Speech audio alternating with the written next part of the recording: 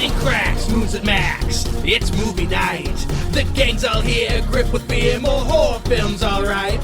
From bad to worse and worse to shit, you'll beg to fucking quit. Malevolent Movies has arrived in stereo now, nowhere to hide. So how do we start this show? Did Ryan just read the thing? I don't remember how we do a podcast style. Oh, yeah. Well, who's all there today? It's Trevor, Nick. So I'll introduce all of you. And Joe. And Tyler. Yeah. Fuck yeah. I guess we don't really have it. The first time it was just talking about how we're doing a podcast. Well, we're still doing a podcast. Yeah. Hey, everybody. Welcome. Welcome to episode 2. Yep. Today we are watching a theatrically released, wide release horror Foom. I already gave up. Horror film from 2006. Ryan, I've got nothing else to say, so please read us the details. Okay, this movie is called Stay Alive, and you might remember it when it was released in 2006. I actually didn't remember this movie existed until about 2 weeks ago, and for good reason, we're going to find out.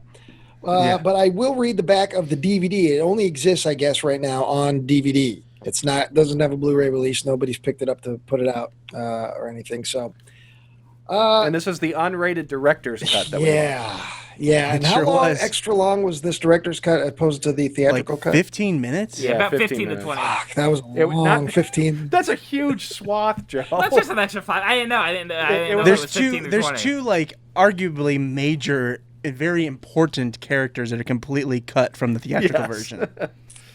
Ugh. So it was like 15 minutes and change, I think, total. Okay. Well, it was a long 15 minutes. Here is the synopsis, according to the back of the DVD. The blood runs deep in this unrated director's cut of Stay Alive, the mind-bending thriller about a killer video game. The real world and the game world gruesomely collide when a group of friends play Stay Alive, a mysterious underground video game that kills the gamer whose character dies in a play. In a death-defying race against time, the survivors must solve the mystery of the game while desperately trying to stay alive. More spine-chilling gore and action, plus all new, never-before-seen material, including a new character and subplot, push this version way over the edge of what could be seen in theaters. Now, I right out the gate have a problem because since when is advertising a character that's been completely cut from a theatrical release a good thing? Yeah, a good thing. Hey guys, we added a new character because you hated it so much in the theater. Yeah, it's almost like a fan edit. Yeah, now featuring the Tashi Station scene. The ultra extended ultimate version of Watchmen. Yeah. Let's just get this out of the way. The movie starts with a pig fuck. Yeah. Well, hold on. Well, hang on. It really starts with a jump scare, technically. Does it? But also, the theatrical cut doesn't. So wait, the theatrical cut. The theatrical cut comes in, and it's Hollywood Pictures and whomever else, and then it still starts with that shot of like the manor and everything, but that's it. It's very slow, kind of spooky, and I was like, all right, this looks like a bad video game from 2006. Yeah. But I get it. Sure, whatever. And then I went to start, once I realized I didn't watch the unrated version, I started that up on the Plex, and I immediately there's that weird eye. Is it just an eyeball, a bleeding eye for some reason? So there's a right. story behind it. Oh, boy. I think I'm the only one who watched it twice. I watched it with the director's commentary on the second time. Oof. Yeah. So, because I noted that we start off with a shitty jump scare, like that it has no context to anything else in the movie. So what happened is that in the midst of shooting a bunch of B-roll during this movie, they got this shot of this close-up of this bleeding eye on someone, and the marketing liked that shot. So while they were still putting this shit together, they started using that shot in all their marketing. And so the directors were like, oh, well, I guess since we're going to do a director's cut, we probably should put that in the movie. So their equivalent of doing that is, I don't even know what the context was. They didn't say it was from this scene or from this character or from this moment. They just decided to, boom, hard cut right there, and then the movie. It has nothing to do with anything. No. Oh, God. Yeah. It's seconds into the movie, too. A great choice.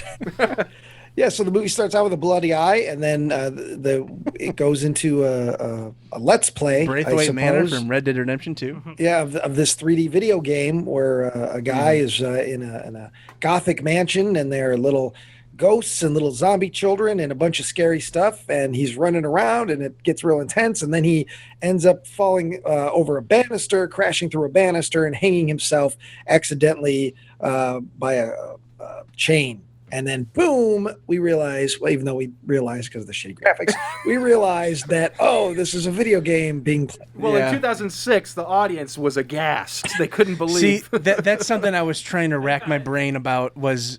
I was trying to remember, were graphics better than this in 2006? I feel like they were. Yes. Worse. I feel like they were better than this. Halo 3 came out in 2007. But that was on the 360. Because 2006 was... Doesn't matter. This and I know Ryan is riveted by this conversation. You guys go on about the video game stuff. I want to try to... Because, Ryan, I was thinking of you the whole time I watched this. Because I was so bad. I didn't give a shit about any of this. I was trying to write down things to be like, Ryan, I need you to know that this is not accurate. Yeah. Like, I need you to know this isn't real. Because basically the game is supposed to be modeled after like PS2 era horror games. Sure. And the cutscenes in the movie look a lot better than what was being done on that system at that time. Yeah. Well, I think maybe it was just they didn't mention anything specifically about the creative direction of the game, other than while Ryan was touching on the various horror aspects you see in that initial video game clip. They did say they developed the horror elements of the game based on just things that they thought people would be spooked by. Like scary children. It didn't work. Yeah. and so it's like it has. All right, we got a creepy ghost later. We got gothic dolls, like New Orleans spooky ghost things. Like, okay, I get it. That's kind of cool. Well, that's the shame of this movie is I'm so sad that a better movie didn't get to use these locations. Yes, because everything looked, even just the regular old street was interesting. I might be one of the least horror movie educated people on this podcast, but are people still like spooked by like a creepy old mansion? Are they still spooked by a Victorian ghost? I wouldn't say so. Well, the ghost has to walk in that 13 Ghosts House on Haunted Hill remake. I'm just over it. Yeah, that it's just herky thing, and their eyes have to be completely black. Well, from a creative standpoint, I can understand because you got to play into a trope if you're doing a movie about video games, and it makes sense in that context. But I don't know. When we go to the live action stuff, it seems like the character that we see. He's really spooked by lightning. I mean, has anyone ever been legitimately scared? I've been startled by lightning. I've seen my cat get really scared. It's just a weird trope to do in a modern era with a grown adult. Lightning. The whole thing, it's technically a plantation in New Orleans, and it's based Bathory is her name? Yeah, it's based on a real story. Elizabeth Bathory, who was I'm just reading off Wikipedia right now, was a Hungarian noblewoman from the noble family of Bathory who owned land in the Kingdom of Hungary.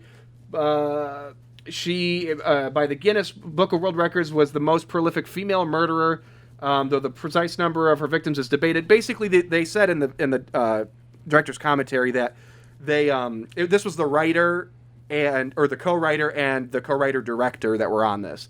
And they mentioned that in doing research to write a horror movie, they found this woman. They thought it was interesting, and so they decided, well, let's just put her in Louisiana in a video game. Yeah. So it's like all of that was fucking arbitrary. They could have done any video game. They could have done fucking anything. That's such a weird stretch to make. And then all of that, none of that is in the theatrical cut. No, I don't think they even say Blood Baron. No, you see the bathtub, and you have what's her face like hanging above it, and I think they did this same. They stole from her for Hostel 2? Actually, that Hostel Part 2 came out the following year. Because I thought the same thing. But Bathory, she's famous. There's dozens of movies. Yeah, it's a very, very famous case. When they started saying, ooh, Bathory, I was like, okay, again? Because I've seen a zillion movies that reference her. And even, like I said, Hostel Part 2, the year later, did the whole riff on, hanging her upside down. They even reference in Hammer in the 50s or early 60s, they reference her. So, I mean... It's a pretty standard thing. So I was surprised. I was like, oh, okay. Well, maybe in the mid-2000s, because this and Hostel Part 2, it was like maybe a new documentary had come out or something, and it got everyone excited again to reference her. But anyways, right after the video game sequence, we jump out to see that what was his name? Jess from Gilmore Girls. Can Can I run through There's some. Yeah, Rocky's son. I want to run through the cast just real quick because they were all on current running TV shows when this came out. Oh, and I forgot. Yeah, we've got to mention we've got the star. Yeah, we've got Jess from Gilmore Girls. He plays Loomis. The first guy. His name's Milo Ventimiglia or something. Yeah. We have Brooke from One Tree Hill. She plays like the goth lady. October. I don't know what her name is. October. No, no, that's not October. Oh, you mean Fairuza Balk? Yeah, basically Fairuza Balk. There's Anna from the OC. She plays October. She's the blonde one that pees a lot, apparently. Wait, or no, something. October's the brunette, right? Yeah. Yes. Yeah, Sophia No, Bush. no, that's Abigail, I thought. No. Oh, Yeah, no, you're right. I'm sorry. Because there's a scene of them screaming, October! That's right. But then there's also Malcolm from Malcolm in the Middle. Oof. Yeah. Bunk from The Wire, playing the same fucking character. He's the detective. He was on The Wire, and McPoyle from Always Sunny. All of those were current running in 2006, and I thought that. Oh, and the main guy looks like Jim from The Office. I was gonna say. He was slasher movie Jim Halpert. Yeah, I was like, oh, Halpert's in here. So Hey, he's looking at the camera and winking and smirking. Yep, that's right. initially, Frankie Muniz's people contacted the writer-director because they wanted him to play the lead, and surprisingly, they didn't just jump on that. They asked him to read for this what is his name? Swink. Yeah. And he just according to them, he just he had to be a part of the project. Like it was Frankie Muniz's desire to be in this piece of shit. That's weird.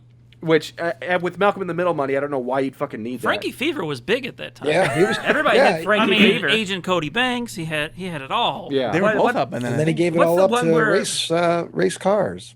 Race cars, yeah. Did you? What's the did you kids guys movie know? where like they turn the villain blue? Did you know that With Frankie Frankie Muniz Fat he's got some sort of a disorder where he's lost a lot of his memory and he barely remembers that Malcolm in the Middle. Mm-hmm. Like he knows he did it because people told him, but he has no memories of it. Yeah, That's strange, right? Crazy. I know, it's so Let me sad. tell you, I might have caught that from watching Stay Alive because I can barely remember that piece of shit. Shut up, Joe.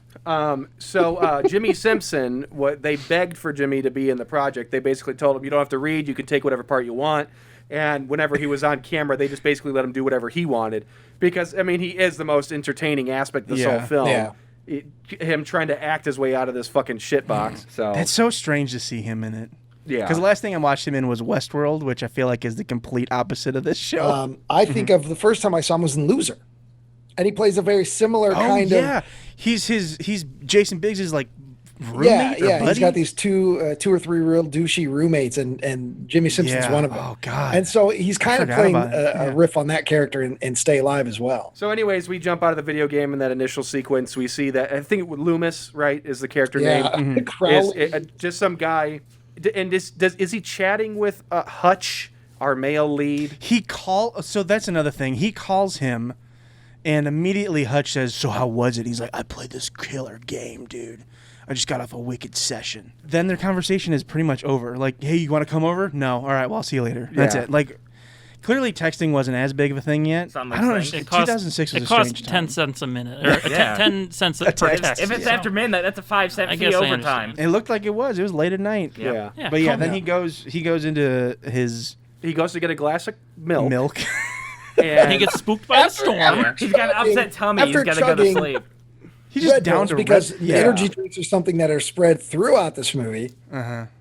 Everybody's drinking energy drinks because they're gamers and they're on the computers, I guess. Oh yeah. Now, there's a constant theme in the director's commentary of them mentioning how they wanted to do something but they didn't, and they don't ever explain why. They don't say budget. They don't say anything else. I'll get to the visual effects aside.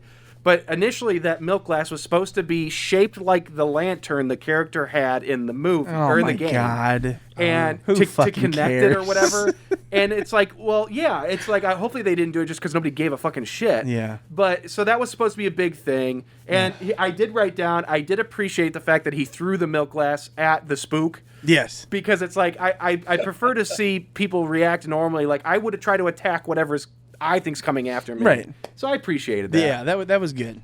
He tried to defend himself, you know. But anyways, runs upstairs, gets chased by I don't know if it was just the mishmash of you see the child, you see a ghoul, and then eventually the whatever her name, Elizabeth, the countess they kept calling her, and he runs and falls off the balcony, and a chain is around his neck, and he gets hung, just like the character in the video game, how his character had just died. So boom, stay alive. But Tyler, the pig fuck. The pig. I'm sorry. What was? Yeah, he's got 2 roommates. Is this cut out? Is this in the director's cut? It can't be. There's it's in the one I saw. In the theatrical. It is in the theatrical, but it is heavily edited.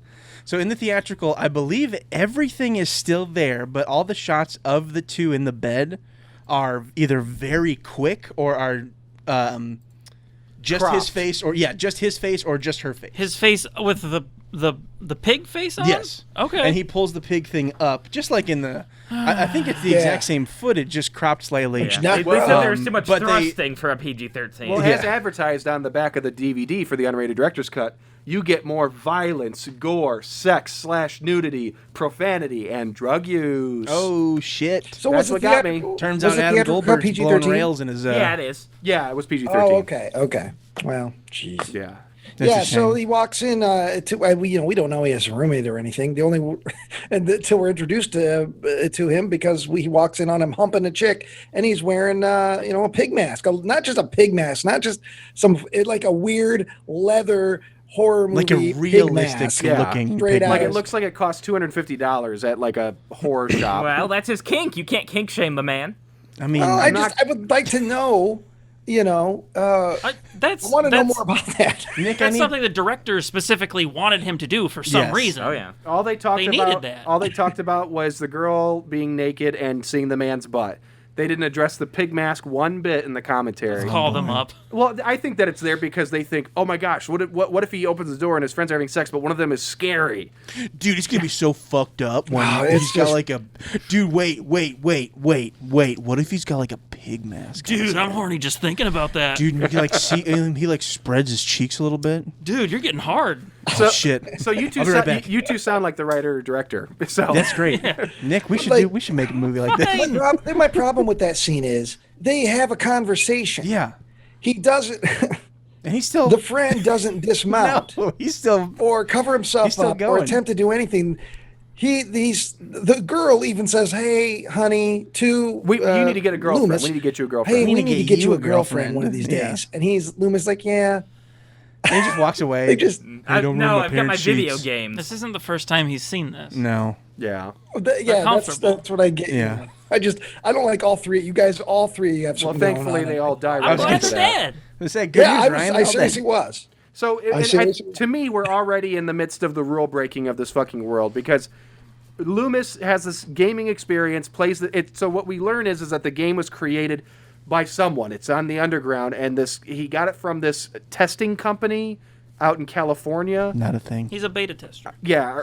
Beta tester's a thing, but yeah. So he's playing the game. He dies in the game. So then the countess in the game comes after him. But why did the other two die? Now he mentions that he saw them in the game dead, and the guy was like, "Well, we haven't played for hours," but we never see them in. But no, so they did play the game. They allegedly played this game. Whatever. Okay, I guess maybe that explains it. But I watched it twice. I don't even fucking know. Yeah, but we should if that's going to be the case, then they need to show him in the game find them dead, which doesn't happen if I remember correctly. I can't remember. Anyway, we get the title card. It's in a shitty font. That was their Scream beginning. Yeah. Oh, yeah. I bet they thought they were hot shit. Doing that. Dude, we're gonna get Jess from Gilmore Girls, and we're gonna kill him.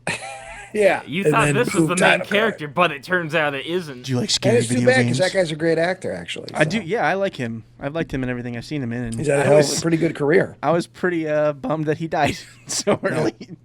Well, I felt good for him because he probably was on it 2 days and got cashed the check and got the hell out of there. Didn't have to be blamed for the rest of the movie. Oh, another thing they mentioned because for some reason, technically in that opening scene after we get out of the video game, the power is out or something because he starts using a lighter to look at everything. Oh yeah. So that was supposedly. Of course, he's got a fucking Zippo on his nightstand. It was supposed to be an important part of the movie again, and they talk at length many times throughout the movie about how it had the Triforce etched into it. We spent all this time and money etching the Triforce into this fucking lighter, and we didn't even do the thing. But they don't explain why the lighter didn't play its part. It's like, you fucking idiots. I just thought the lighter, I just thought the lighter came into play because of later on, Hutch, the main character, he's got a history of fire in his life. And, we find out that his father burned down the house to kill his mother because he thought she was being unfaithful. And, he has a big scar on his back and everything. And then at the end of the movie, he has to use fire. So I thought that was the whole thing. I didn't realize that there was supposed to be some other symbolism behind a Zippo lighter. Oh, so you're going to give these guys credit when they have a character who uses a Polaroid camera throughout the entire fucking movie that serves no goddamn purpose? She's artsy. She's a quirky photographer. Yeah, it was 2006. I must have slept on. I did fall asleep for about 10 Frame. minutes. I don't remember the Polaroid camera at all. Well, as Joe mentions, in the movie they mentioned the game Fatal Frame, which is a horror series, and it's a very famous horror series from Japan. Yeah. And never made it big over here. And throughout the director's commentary, they keep mentioning how this and that, it gives us the feel of Fatal Frame. For some reason, that movie specifically, and they mention, or that game, and they mentioned Resident Evil once. So I don't know what their obsession is with that, but if they played because we come out of the title, right, and it's the funeral. Yeah. And Hutch, our fucking lead character, is at a funeral, and a blonde girl shows up taking pictures of him who has nothing to do with the funeral. Oh, no, she's just there because funerals are so sad, and you're the saddest person here. Mm-hmm. Which is think about coming up to somebody at a funeral. Exactly. What? Saying you're the saddest person here, taking their picture. Oh, your friend died? I want to take your photo. It's just like... Yeah, excuse me, I gotta get some documentary footage. But we do have to mention that before the funeral, Hutch finds out about his friend dying because he's got a little scene where we learn about him being really good at video games because he's at work. You're right. And he goes into his boss, you're right, played by the great Adam Goldberg. Yep. And they have a little thing where his boss, lets him take the day off as long as he tells him how to, he's gonna Silent Hill 4. Yeah, he's got to beat Silent Hill 4. Yep.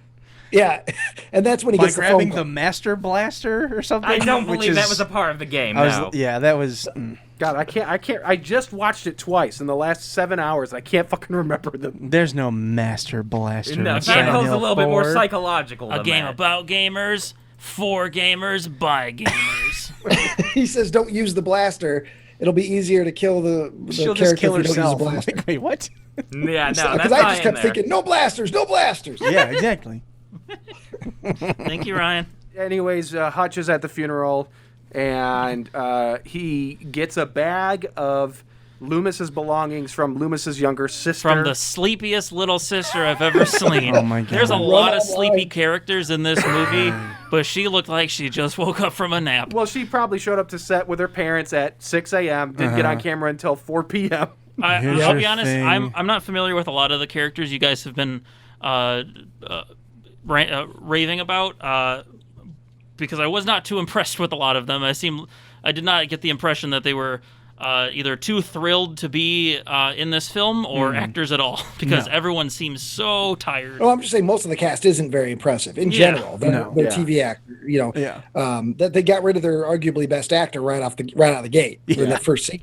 Well, they shot this over, I think it was 25 days, and they all lived out of like a set of warehouse apartments or something in like I think downtown New Orleans. Yikes. But I think it was Abigail, the blonde. I'm pretty sure it was her.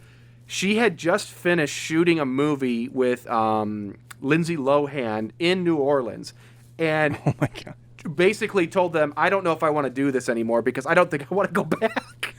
And so they convinced her to come. I mean, I guess she probably had the shortest schedule of the bunch. But like that, it was probably hot and stanky, and everybody was miserable because 25 days, like that's for a 20 for this movie or a $20 million film. Yeah, that's pretty quick. It seemed to me it was probably one of these things that the reason a lot of the actors are also at that time were TV stars. It was probably a summer movie. Off season. They had a break. Yeah, off season. So they're like, all right, we got to shoot it fast, type of thing. That's the vibe I got. They got a bunch of hot actors that had nothing to do that summer. Yeah, because they're between seasons. Yeah, William Bell, who directed it and co-wrote it, and Matthew Peterman, who have worked on a couple projects together. I mean, like literally like 4 or 5 fucking things, and that's it. In their fucking 30 years in Hollywood.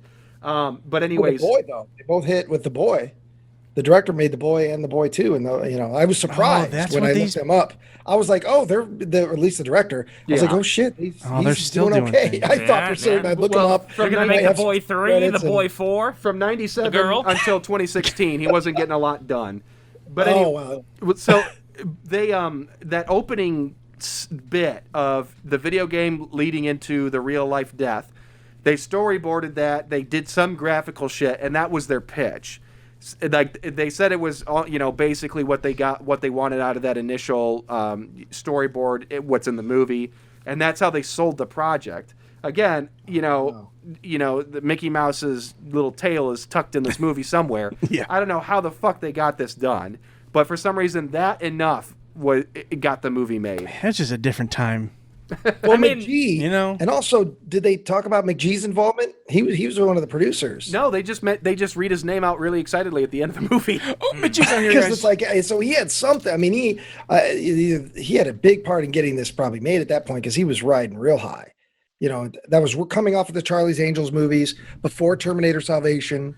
Yeah, I mean, right around this era, like mid-2000s, video games based like horror movies really big. You had like House of the Dead, you had like Doom. Yeah, the Resident Evils were starting by then. This is the same year that the Silent Hill movie came out. So I'm guessing one of these companies did McGee have a stake in? Is he a partner with or something? He must have. He might have been one of the shingles that you see at the beginning of the movie. There was 3 or 4 production names at the beginning, so that might have been one of his. Yeah. Well, so I said I would wait on this, but the visual effects aspect of the video game, constantly there are shots that are incomplete in the movie. Mm-hmm. Now, I can understand some of them, which they point out in the extended director's cut, but some of them made it into the theatrical version. And they just kept saying how they didn't have enough money and they didn't have enough time. You're making a movie about fucking video games. Like, how do you not put the dollars you need to make that happen? Well, I assume it probably just got completely fucked with in the editing stages because the movie doesn't flow together nicely. I mean, it's kind of just shots. But the editing has nothing to do with the development of the visual effects. Yeah, I'm just saying, like, it probably got completely fucked a month in, and then they just had to scramble and release something. I mean, maybe, but some of those shots are in the theatrical version, and they point them all out, and it's like it's jarring. I noticed them the first time I watched it, but the second time it was like, Jesus Christ. Like, I mean, it's like... Give us an example, Tyler. Well, there's just several shots, mainly like a lot of shots where it's like specifically set, it's embedded in a wider shot, like in a laptop or something. And it's like, it's the gameplay, but it's all like, it's still like chroma keyed or like tan. It's all matte. There's nothing to it. It's just watching shapes run around. and so, I mean, I don't know how else to describe it other than it's just shit. I don't get how you don't fucking... I mean, again, there's a lot of politics, but I don't care. Like, they had one job. Make a horror movie that's centered around video games, and they couldn't even get that right. At least fucking Grandma's Boy, the fucking video game they played wasn't, like, gonna turn heads, but at least it looked complete. It looked like a game, though, yeah. Yeah. Oh, shit, Brain Scan, man, and that was like 92, 93, and as far as I'm concerned, there's only 2 video game movies that matter, The Wizard and Brain Scan. What about The Last Starfighter? Oh, I'm not going to call that. Okay. Yeah, that's a stretch, Joe, but a good call. Splitting hairs now. I like that one, yeah. Yeah. What about Dungeons and Dragons with Tom Hanks? Tom Hanks? First of all, it's called Mazes and Monsters. Oh, that's right. You're thinking of... Dungeons and Dragons with... You're thinking of Big. Jason Statham. Yeah, Joe thinks Tom Hanks is one of the Wayans brothers. I do. I get them confused. Gosh. I like when Tom Hanks was that robot from the future and tried to kill the girl. Yeah. I like when Tom Hanks got like a dick in his ear in that scary movie. Did you That's like an earned joke. That's an earned joke. That really got me. That was good. I applaud that. Remember when Tom Hanks was addicted to heroin? Yeah, with Jared Leto? I saw that. That was a sad movie. Yeah. Remember when Tom Hanks played like the ghost of a dead clown and was just really inept and falling out of wagons? That was my favorite. Remember when Tom Hanks dressed up like a white chick for some reason? Oh, yeah, and he had to go solve the mystery of what happened to the white chick. It didn't make any sense, but people loved it. Yeah. Oh, no, I think we're for real hurting Nick. Remember when Tom Hanks took a really good novel, decided to direct, and took an amazing horror novel and made a crappy, pretentious mess? Yes.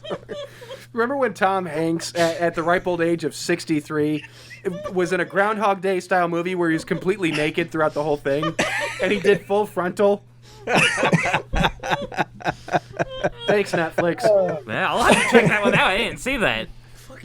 See, Joe, look at all the good times we just had stemmed from a good, real joke you did. Yes.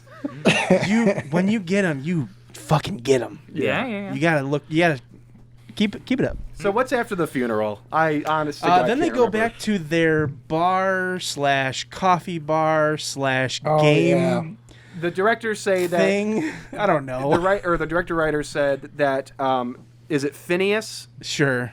That's Jimmy that's Nick Simpson. Boyle. Yeah. So Phineas and October are brother sister.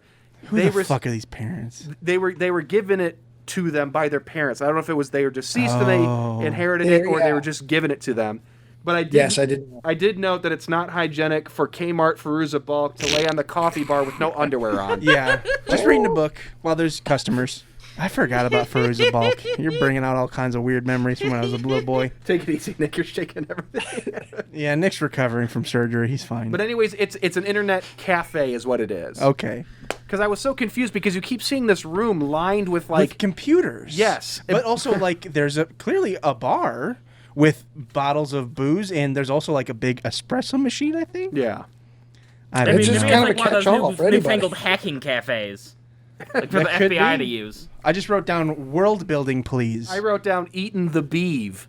Oh, God. Oh, that's right, because that's what Phineas says something about. It's great. He said, at first, it's at first it's novel, exciting, and and then after a your while, tongue you get just tired gets of it. hard.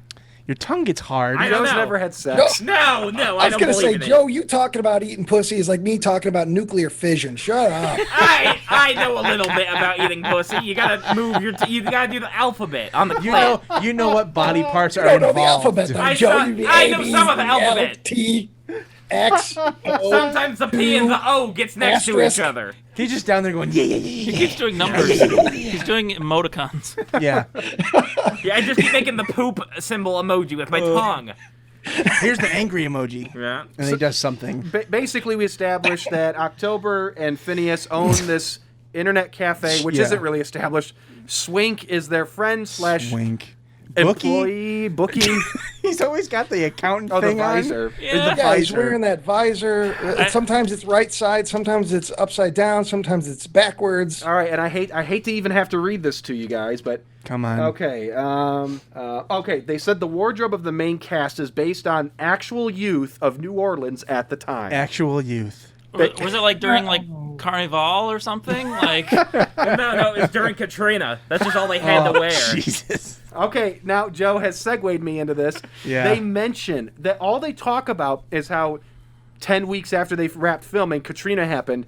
And so every new location, all they say is, oh, yeah, well, that's gone, or that's different. This place got fucked by Katrina. And it's like, hey, I guess that's interesting, but you don't need to mention it for every single fucking location. Right. Because they had nothing to say. Yeah. They had, you could go like 60 seconds between them saying anything, these fucking idiots. So anyways, thank you, Joe. Oh yeah, For, no your, problem, no problem. for your insensitive segue. No, I can do What- segues like that. Oh yeah. One of the notes I wrote down about the clothes is that Phineas is wearing a shirt that says "Who farted."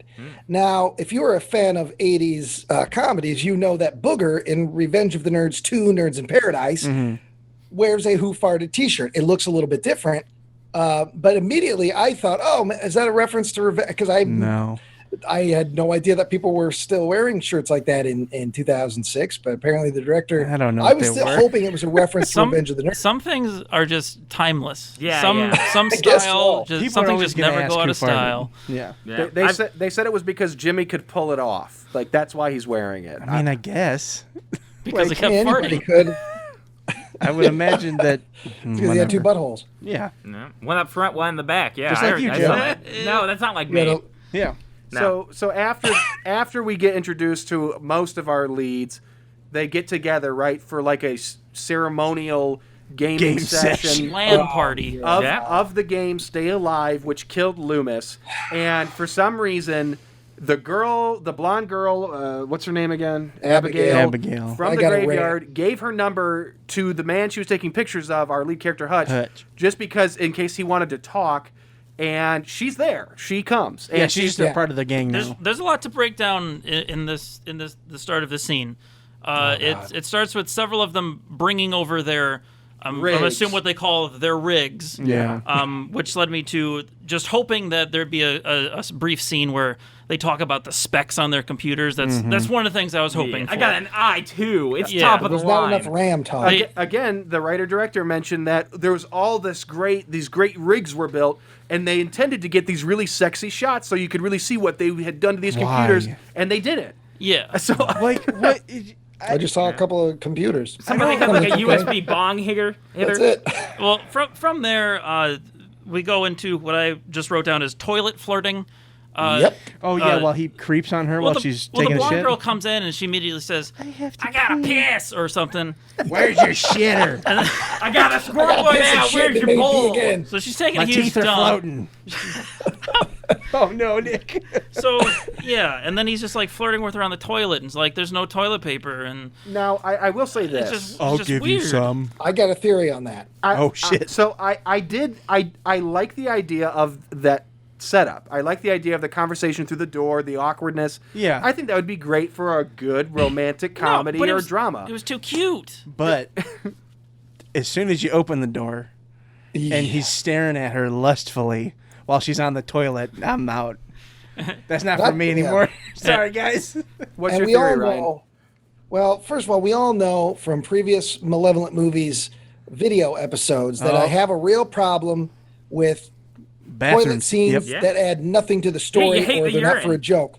I don't want to see people on the toilet. So immediately I was like, okay. And then they're having their conversation through the door, and he's like, well, I forgot that I didn't put any toilet paper in there, which I thought was weird. But the whole scene, I didn't like it. And he opens the door, and she's whatever. But then, and I'm going to jump ahead later to the movie and spoil a little bit, we find out that Abigail's homeless. She lives in the van. Yes. The actress shaved her head prior to filming, and they wanted her to wear a wig anyway, so it worked out. But what they wanted was they wanted her to reveal that she had no hair. Yeah, because homeless people don't have hair. They didn't say anything about it being related to like cancer treatment or anything like that. It's just like revealing that, oh my gosh, I live out of my vehicle. Everything I've told you is a lie. Also, my hair is a lie. I wish to God they would have, because it kept getting deeper. Okay, no, my dad's not an architect. Well, I can understand. Well, they said the studio intervened, and I appreciate the fact that they did. No, I wanted to see a beautiful bald lady on screen. My thing here was, and real quick, is when initially he goes to the door and says, I have some TP for you. She says, don't worry about it. Which I thought was a little weird. Now what I are you get gonna it. do, jump up and She's down? been pissing in ditches on Yeah. the side of the road forever. You can just use your Because she's jeans. living in a van, so she's Oh my totally cool God. with the drip dry. I got it, And I realized that that was my thought process when she reveals that it was all a lie and she lives in the van. That's the only thing I thought. I was like, oh, that makes sense why she didn't need the TP. Yeah. Well, She's there you go. used to this. Yeah, you just dip your butt in the bowl and you're I good wonder to if go. there's You're clean. I wonder if there's more little like breadcrumbs like that sprinkled There could throughout the be. movie. We might need the Bell and Peterman cut. Oh god. Yeah, it's got another 40 minutes. It's so cool this time. It's so good. You get to see the stream. So, God. so they start rigging up to get the game going. They've got their headsets on. They're getting ready to play. Five screens all jumbled want up the- artfully on I top of want each the other. 42-incher. And this is when I recognize that Ryan's actual mannerisms in life and in film are very similar to that of Jimmy Simpson. Because I like that. Because Jimmy grabs Frankie Muniz's controller and licks it and hands it back to him and tells him, touch it, which reminded me of Ryan's patented move that I call the finger lick and slit tickle. Oh, God. Oh, my dance? Yeah, oh yeah. Yeah, Oh, I've been it's a doing dance, that it's not- since junior high. No, I thought it was a move. Well, it's a combination. That one, yeah, it's immortalized. It depends on the situation. Everybody Sometimes go it's a pop dance, in Butcher sometimes the it's a move. Baker's at the end of the movie. Yeah. The I've little been doing dance that they for do. years. Yeah. Well, we've got it immortalized.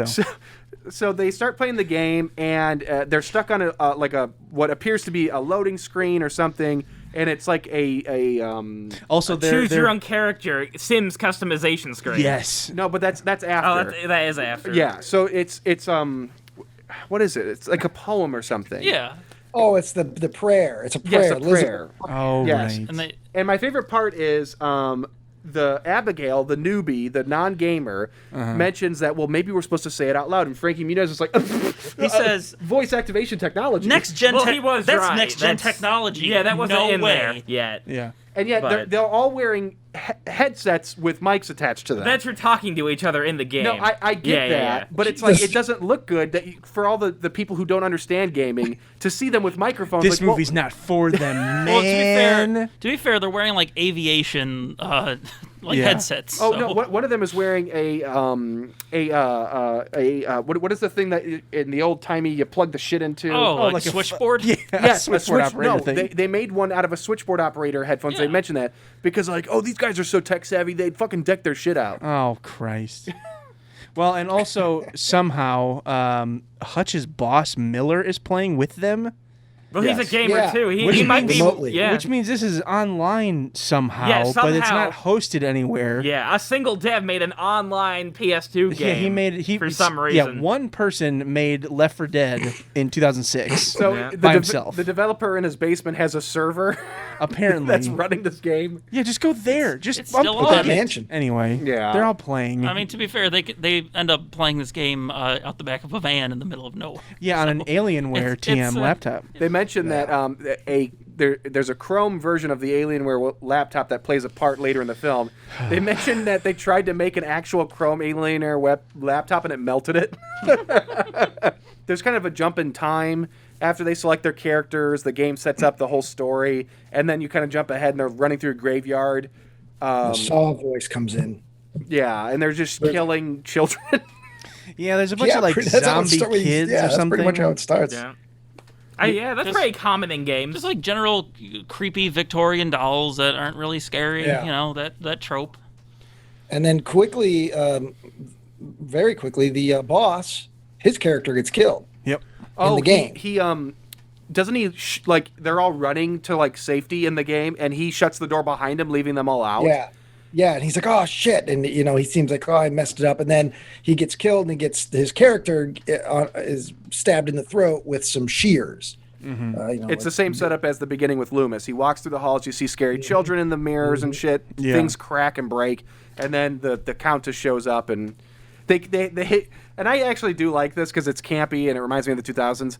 But there's a lot of like, they set the camera up at the end of some room. Mm-hmm. The character is supposed to turn and react, I'm assuming in a slower motion than normal. And they quickly push in on them and then they fast forward it.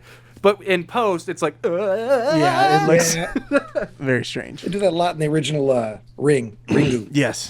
His character dies, and he's like, oh, all right, well, guys, I'm done. I'll see you tomorrow, because when you're dead, you're dead. So he logs off or whatever, and he's at the office where Hutch works. And sorry, that's what I meant. I was describing his actual death. I thought, I just took an adrenaline shot, Ryan. I'm trying to get the fuck out of here. Wait, you got a Red Bull in you. Yeah, so Hutch dies, and he dies exactly the way he does in the game. So, or I mean, not Hutch, the boss. Yeah, sorry about that. No, and then, what makes the other kids? What makes the kids stop playing? Oh, well, I mean, like a death is a good opportunity to stop a game. It's like, oh, well, Do we're they ready to all bed. stop? Huh? Yeah, I think they all do. Okay. Yeah. All right. Yeah, I think they just kind of call it because it's really late at that point too. Yeah. Because there's that jump in time, so who knows? Everybody takes their jackets off, and they're all very sweaty. It's not as bad in the first couple kills, but there's one kill in particular, and I can't remember which one it is, but there's like a music sting that they repeat constantly whenever somebody's about to get killed. And it was driving me fucking crazy. I can't remember whose death it is, but there's somebody's death where it's like it's like a 5 to 7 second thing, and they just repeat, hard cut out, repeat, hard cut out. They developed it based on the sound a controller makes when it's sitting on a table. No. Oh, well, no, the buzzing. Yeah, No, yeah. The rumble shock. I thought they showed a couple times like a DualShock controller like buzzing. I know they do. I didn't make the connection. I thought I thought it was just a literal like sound, like they were just showing the I don't controller remember. vibrating. I don't remember it later. I remember the one I remember of that is the boss. Is Miller. He's like trying to figure out where it is. I was kind of confused because I was trying to establish like what kind of Systemus is on. Like they have like a DualShock controller, but also he has like a cool gaming rig that has like oh my like god, sticks on that's the, his office chair that he can just switch between. And also it's got like I don't know, he gets the chair that speakers Steve Carell has in 40-Year-Old Virgin. Oh, you forgot to mention that Goldberg does a line of fucking coke. Yeah. Oh yeah, he just he's real into gaming. Yeah. Oh yeah. Yeah. I mean, coke use is pretty common amongst gamers. We like it. Is it? Why? Oh yeah. I've never heard of this. Does it make you sit with more energy? No, it improves your reaction time. So like all the big like Dota streamers, like all the big CS:GO, they all do coke. Every single one of them. Are you serious, or is this a Absolutely. bit? No, See, they all do coke. I've only associated them with like because they have a lot of energy drink brand. Yeah, and they're all things. on Ritalin too.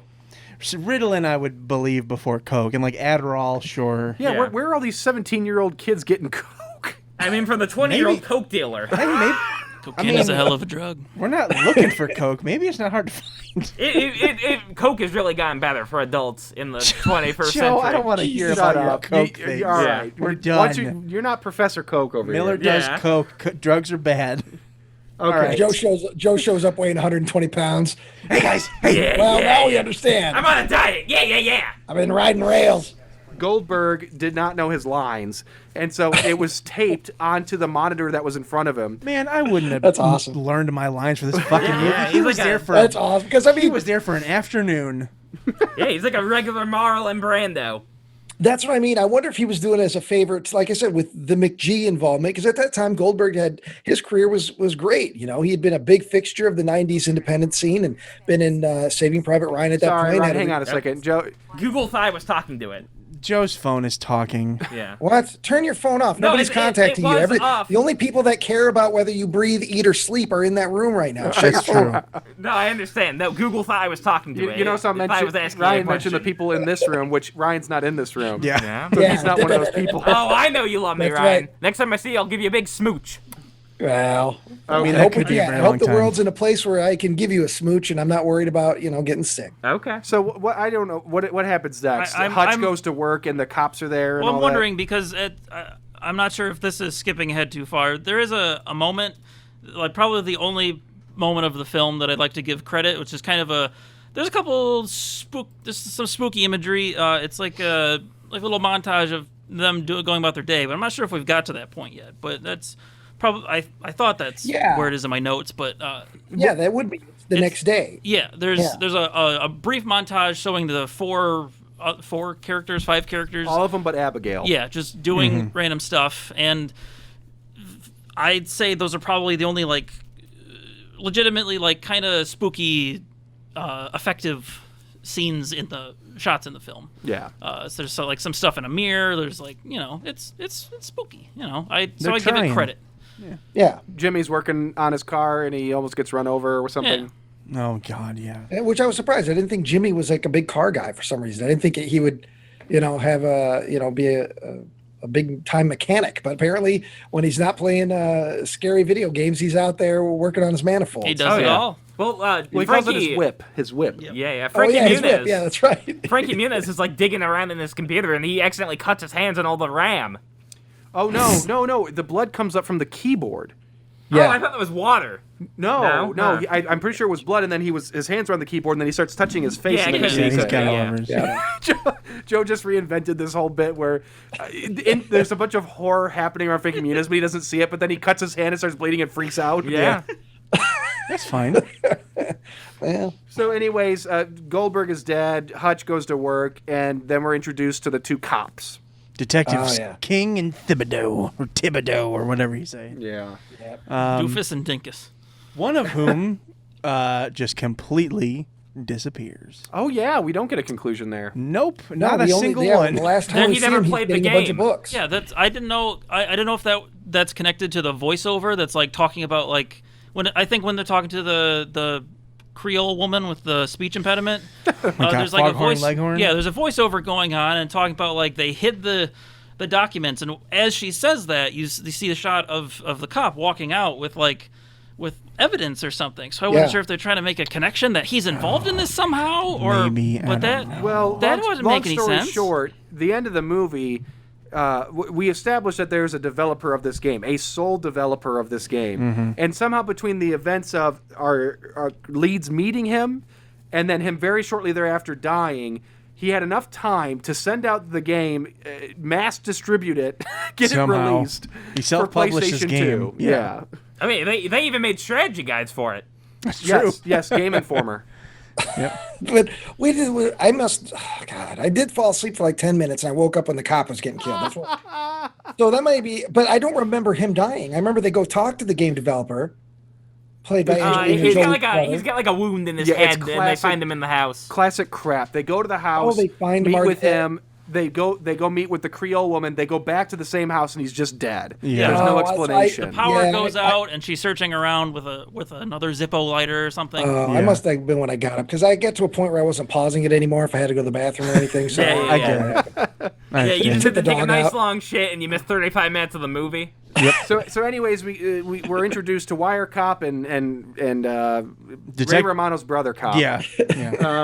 I mean, that's basically it. They're curious about what's happening, and that's when they first learn about the video game. Hutch explains that they were playing together. They weren't because they were confused and they think, so you guys were in together? And he's like, no, we were playing a game online. I remember Mario Bros. You gotta be on the same room. okay. Yeah, Someone makes like a Q*bert reference or some other. I can't remember which. Ray Romano brother Cop says that he was the Q*bert champ or something. of like 97 or something. Like, cool. Great. Yeah. So anyways, I don't know. Like, what they go about their business. They're all spooked a little bit, and then what the fuck? Jimmy Simpson plays by himself. Yeah, they go to meet him, and we're led to believe that he's about to get killed in the game, and he pauses it. Yeah. Well, yeah, we come in on the room, and he's face down in his laptop. He's ripping a sick fat bong. Yeah, Hell yeah, man. Oh, check out this big old bong I'm ripping, brother. Well, on the director's commentary, they felt that was literally award-winning, a bong rip cloud, and that the movie deserves more recognition for that alone. Yeah. He did rip a big fat cloud, so I'll give it to him. Hell Okay, yeah, man. Cloud, bro. Sick clouds. Yeah. Yeah. Like, who Hell yeah, fucking you know how cares? to inhale. I'm not going to applaud Jimmy Simpson for smoking weed on he camera. figures something out on the game. His character is using a mirror. And this is before we find out about most of the Bathory stuff. So it comes into play because the mirrors were part of her legacy. His character's walking down like a lane, I don't know what you call it, but a tree-lined lane to the plantation. Right. Yeah. And he hears a horse-drawn carriage coming, pulls out the mirror, gets it just in the mirror, so he's like, his back is to the carriage, mirror cracks, his character immediately flips it around, which I've never seen in a video game, which has a multi-purpose item. There's one, Jurassic Park Trespasser, and that's not this. No, it's not. No. So anyways, then it looks like his character is going to get spooked and killed, but then he pauses it before then, right? Yeah. Then he leaves. He pauses the game. So he pauses his online game. Yeah. Which is impossible. Yeah, well, but that's it's fine. Online, it's single player, it's third person, it's first person, This it's run game's and got it gun. all. Maybe it's one of those games where whoever pauses it, the game stops. So if there's like 300 people everyone. across the globe, everybody's constantly pausing to Man, take I really dry wanna, pisses and shit. I really want to play this, but it's been paused for like 6 hours. Yeah, the host won't unpause. Come on, Jimmy. But I can't remember what gets him into the real world situation. Is it just he goes from there to that? He's driving, and I believe he gets spooked somehow. He's driving, almost crashes his car into a tree, but that'd be too expensive. Yeah. Then gets out of the car and gets run the fuck over by a horse and buggy. Yeah. Yeah, those Amish are really pissed. In a shot that the director's commentary, the guys state, what do I call these guys? Just the writer-directors? Yeah. Okay, yeah. So the writer-directors The boys. claim is an impressive shot. Not necessarily Which one is that? visually, but the fact that we show a character being mutilated and dragged by a horse-drawn carriage, they think that they deserve some accolades for that. Well, I they wrote down that exact shot, Tyler. You did? And what do I just have? Bad death. It looks terrible. It's mostly computer generated. It's terrible. He just kind of like rolls around and has blood on him. Yeah, then he's dead. But there was one shot that I did like. It's after he's dead, and his friends find him, and they have their thing. No, Ryan, no. The camera's above him, and it just stays on his corpse. Yes, it stays on his corpse. No! Sped up, all the people show up. I've never seen that before. Ryan, I put down fast-forward body shot was bad. I'm not saying it was necessarily a good shot, but it was something I haven't seen before in a movie where you just look down at this body and we see a in Everything real time build all up those around sped him. up Yeah, I think I saw that on Scrubs. I was exactly thinking the same thing. Yeah. I've seen just that before. daytime television. And the first episode of Scrubs, is- they do a similar Oh, thing. they do that? Well, I've never watched it. Yeah. But it has nothing to do with this. Scrubs No. is a fantastic series, and Yeah. this is terrible. Well, Yeah. they did it because they wanted a main character death to have real stakes, No. and they wanted it to have real impact. And so, for some reason, that shot Again, guys. They botched it. It meant character development. Well, yeah, I did feel that. I was Look just how like, oh, dead it's Jimmy Simpson is. Well, and I'm reading back on my notes, and between the cops and whatever and Jimmy getting killed, there's we start to the subplot of the fire being bad to Hutch is progressed for some. Frankenstein? I just wrote fire bad like Frankenstein, yeah. And then there's a scene that he has in the office where he's digging around shit. And is that when he starts pulling like police files? Yeah, he just goes to like police.gov and he's able to find all the details so, and yeah. Oh, dead body of the pictures. gore and the stuff? Yeah. So Yeah. this is what the director-writer said. Hutch's access to this isn't verbatim. Hutch's access to Miller's computer and crime database was just because the writer-director figured lawyers can find whatever they want. Well, all right. There you go. So they were like, oh wait, he probably has access to Miller's computer, and Miller's computer has access to the world. So I yeah, assumed that he was like a hacker or something. He hacked He's into so a police good with video database. games. well, that would make Yeah, sense. he did the Konami code, But- like up, down, left, right, Well, they BA. did that earlier in the movie, Joe. Oh, yeah. Yeah, no, I know. The That's what I was Contra referring thing. But I wrote down there's a shitty jump scare where he's just sitting at a desk, and it's not. I don't even know if there's a sting. You just see a spook, and it's like, oh, okay. Ooh. And then later on, there is a jump scare where Miller's assistant comes in and says, "You're not supposed to be here, Hutch," and she has a oddly placed scarf tightly Yes. wrapped around her Yeah. neck. And so Yeah. I was fully expecting, ooh, this is the extended director's cut. She's got something to do with this. Head's gonna fall off. Well, yeah, Yeah. she's dead or whatever. Nothing. And they even mentioned that's a weirdly placed scarf in the Yeah. director's I commentary. bet what it was Miller was just giving her hickeys. Well, the thing I thought immediately, which had nothing to do with the movies, I was just reading about Val Kilmer, and I was thinking about trachs, tracheotomies. And the woman shows up, and she's got the same scarf around her neck like Val Kilmer had in the Maybe that article. is what it is, yeah. And I just in my mind, I'm like, oh, she had a tracheotomy. I'm like, oh, of course she did. I'm just because She's back at work already. She was a smoker for 56 years. Jimmy's dead. His sister is destroyed, and she's going to go find the person who did this and get them. Because for some reason, at this point, she still thinks that there might be a real person. don't forget the cop doesn't. Maybe that part's not, but the cop tries to play the game real fast, doesn't he? Yes. Yeah, he wants to get in the match. A quick solo round. Frankie opens up Jimmy's computer while they're there on the site of the ambulance picking up the body, and to see where he was, and they see the horse-drawn carriage death bullshit. And this is what I wrote down. Where the fuck is it? There is no way in 2006 that a 40-year-old cop would be able to play a PC video game competently enough to even die. Yeah. Which he does. You don't understand, Tyler. He's the Cubert champion. Yeah, he understands. He would have had to games. log in, create his own character account. Yes.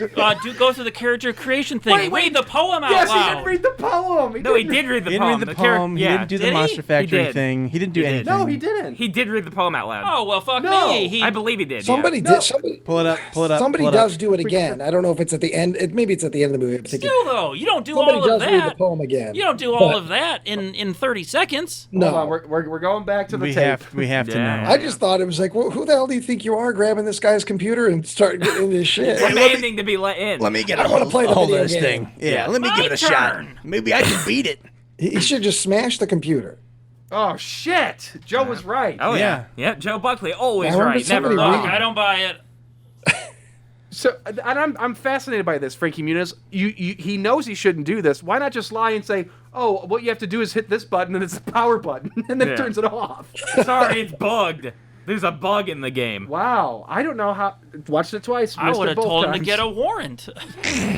Well, what was the name? Swink. Swink is afraid of authority. They do mention that his character arc is that he toughens up by the end of the movie, and I don't understand how he toughens up. He doesn't. He gets force powers apparently. He just plays the game. Yeah. Well, I do playing know- scary games makes you less scared. let me Nerves tell of you. steel. Hey, remember Play that part Stay toward the end where Swink saves Abigail from something, and she's like, "You saved my life," and his response is, "Goddamn sweet." Oh yeah, that's how gamers talk. No, I remember him just randomly showing up again and then opening a door and then like that's good enough for saving. I don't fucking know. Well, no, he saves her by throwing a bunch of roses on the ground before she gets the beheaded or something. The whole roses thing. I might as well slept through the whole fucking thing. So the Joe Buckley can take the plot. The ghost lady can't handle roses. Is that the thing? She's really afraid. Yeah, she's afraid of it's the an element thorns. in the game. Honestly, that's an interesting mechanic for a game. Yeah. Stupid here, but it's Like, interesting if that like, were hey, an actual thing. Hey, you've got 3 of these for this level. Yeah. You can drop one, and there's like a safety zone where they can't come get you. Sure. Well, like, it'd be great if that sounds fine. if they'd explained it that when they get to the plantation, the roses there, which they do use, are the only ones that are effective. Because I would have just gone straight to a flower shop, give me every fucking rose you got at gunpoint, and then just gone and chucked them all buy out over. Kroger. Would have worn them all over my body, like I would have left town. right, it just leaves. I mean, No, it's pretty much. The ghost can travel state lines.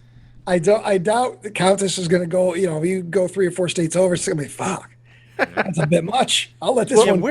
Well, they say that the mechanics of the game are you log in, you play, you create your character, and the Countess won't let you stay away for too long. So that's why if you don't die in the game, shit just starts happening to you. Well, she unpauses. She's an epic hacker. She unpauses the game and kills you. She does that sometimes, but she doesn't do that every time. Sometimes she just spooks you in your real life, and sometimes she manifests real life things that aren't just like in your imagination. It's fucking dumb. So where is the game located? Like, where is the brain? Thank you, Ryan. Where is the piece of machinery that is holding this video game at? www.internet.gov. Yeah. Well, that's what there's Joe and I were getting at earlier. The guy earlier. created it, and then he just threw it out there, and it doesn't. There's no physical way to stop the game. The biggest issue logically is like basically they're sharing this copy around like it's basically a cracked DRM free version of a game that you would just steal. But if that's true, then you can't play it multiplayer-wise because it would have to connect to the servers that you pay for. Exactly. So it just makes no sense at all, and it's just broken as a concept. I could believe that all of them in the house could play together off of one copy. Like, Maybe. But even that's a stretch. But Yeah, sure. a big stretch. Sure. But there's no way in hell Miller's also like in on the same session as them. Yeah. So yeah, how does he get a copy? He doesn't. He just logs on, Tyler. Like it's fucking he does. He just World logs of Warcraft. Maybe he emailed him a JPEG of the game. Yeah, here, dude, I got your rip. Yeah. Send it over. Send it over your Gmail. Fucking hell. So Jimmy Simpson is dead. Do they now go to? I guess I should just pull up. Well, the cop after the cop plays the game. Remember, he gets killed in the. He goes in the to car not. And he gets that thing. He goes to not GameStop. Yeah. Absolutely not GameStop, and talks to meth head Adam Sessler. Fidget is his name. Fidget is his name? Yes. That's because he was playing around in his pocket. He was a local actor too. They say. They scouted him there. Yeah. Well, we know how He's that not a works. professional.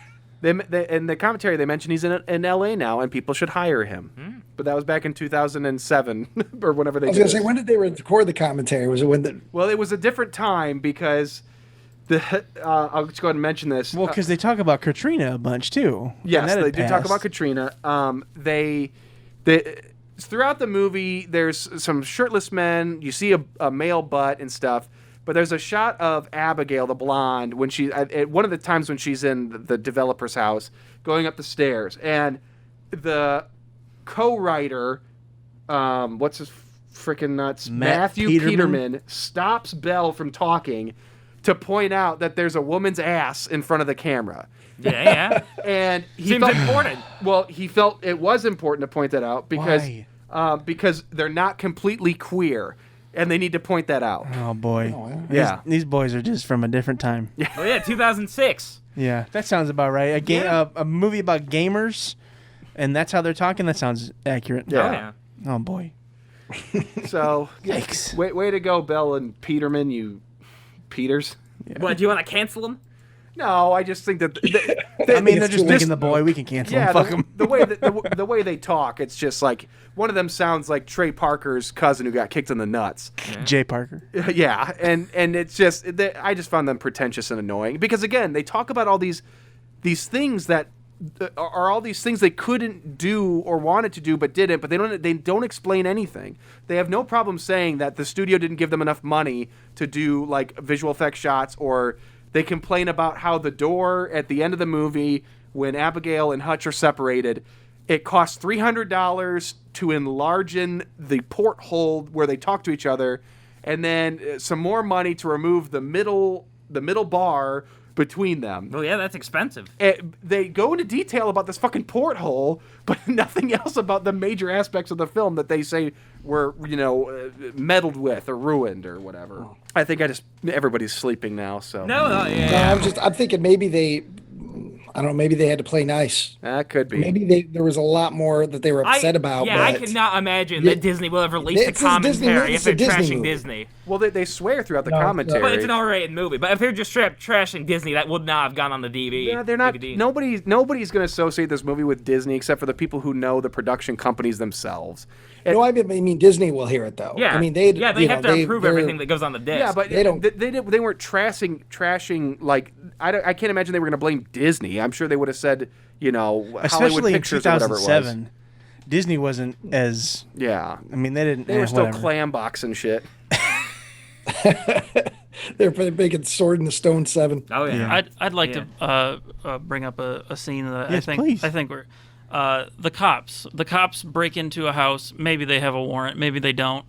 But they no, we haven't finished the cop's death. The cop dies. Yes. Yes. So he his gets face he gets his ripped cheeks open. pulled like a grandma. in a Saw-esque way. Rip-off. When did Saw come out? 2004. 2004. Yeah. So that was an after. Well, because it's on the back cover of the. Oh yeah, because it looks like it's from Saw. Yes. It looks like what's her face, Amanda. Well, you must play the game and find it. I mean, the voice that begins the video games sounds like Saw. It could maybe be the same voice, the same. No, well, it's not Tobin Tobin Bell. Bell. No, Watched Saw. And went, I've seen. "Oh, I dude." don't know.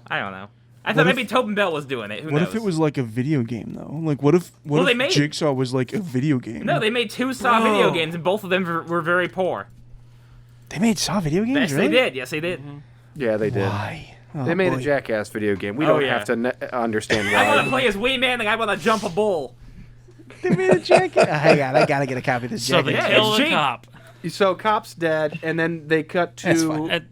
At this point, there's a phone call. These characters talk to each They other. see it on the news that this At cop some died, point, and they were calling each other on the phone. Yeah, and and to warn the other ones because they see that the cops are coming Yeah. in the house, and the other two have They to got an escape. Amscray. Abigail and Hutch are at Loomis's house. Okay. They're doing some scouting, trying to figure some That's things right. out. This is where I started to get Grace's Room vibes. Yes, and so that's when they get the phone call, Nick, Okay. from so October and Swink. all right. So then the cops come into the house, and they've escaped out the fire escape. At which point the cop says, "Toss the apartment." And if you look at the actors in the background, the background cops, toss the apartment means like pull open or move a pillow, Yeah. move the blanket slightly. Yeah. It's great. Just they're trying real hard. They're doing a great job. Well, they don't want to Apartment. break anything. No. They probably shot that before everyone else shot their Yeah. things. And so then Abigail and Hutch begin the real hunt. I don't know. I think from October they get a tip about the lore of the video game and Elizabeth and all this bullshit, but the plantation version. Yeah, she finds a book somehow. She found a hard copy book about the Witch's legend of Hammer. this and how to vanquish the, What is it, the Ryan? spirit. The book is called The Witch's Hammer. Oh, I wrote boy. that down. It's a mean- book she reads, The Witch's Hammer. That's what tells her you got to get the 3 nails and you got to. Yeah. I mean, all the they exposition did. about the character. They did used to have like big manuals on how to hunt down witches and kill them back in like the 1600s. So It's great, but that could be one of those books. where I did don't know. she get it? Did she go to the Amazon? library? You can buy those witch hunting books. Barnes and Noble. Recently published. Yeah. Amazon wasn't as big in I'm sure 2006. you can, but in what span of time did she go and do this? Yeah. Well, I think she's read it on the internet. We could probably figure it out. We got it Yeah. pulled up right here. Tyler's looking through it. Well, this leads them to the developers. I can't remember. Does the developer live in her old Yes. home? Yes. Yeah. Okay. Yeah. Maybe he was old influenced mansion. by her evil spirit to make this game. And for some reason, Abigail and Hutch let themselves into the house Well, yeah. Like, well, it's a horror movie. It was a different time. Well, their friends are dying. They 2006. got to get down to the bottom of this. yes. They're gonna die. And there's this fucking dude. And then he Ryan, look this is who are you saying this is? Angelina Jolie's brother. That's Angelina Jolie's brother. Remember when they kissed and it was all over the news and everything? This was that guy. I don't know what I do remember that. That's him. He was an actor. He's literally as her well. brother. Oh yeah. I don't, Yeah. His last name is Voight. His real life, just like hers. I don't is John remember Voight. anything else, but he reminds me of that show that was on FX about like surgery. Nip He's Tuck? He reminds me of that guy. He looks like someone who would be on. He probably was on that show. Well, we learned that he developed the game because he was obsessed with the story of this woman, and he wanted to develop something on his own. I don't know. Why would you get obsessed with that story? I mean, it's interesting, but And again, a failure of the fucking writer directors. They talk about how eventually we see Abigail go up into his workspace room, He's a born again Christian now. Just letting you know. which is full of I just learned. which is full of like horror paraphernalia and disgusting creepy shit, but no technical things. Nope.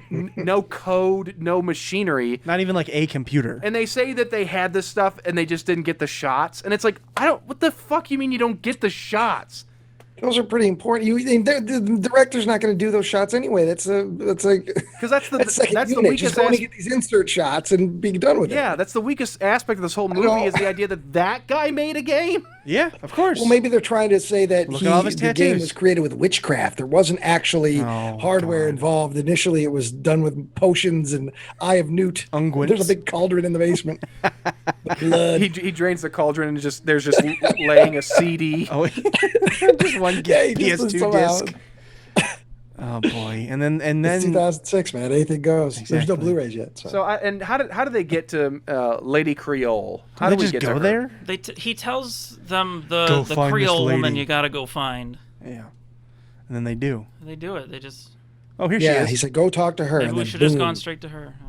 Very next scene is they're with her. Almost like because I remember thinking to myself, "Wow, this movie late in the game introduces two brand new characters right in a row. Boom, boom, two scenes." It's a bold choice. Nick, do you want to say her lines?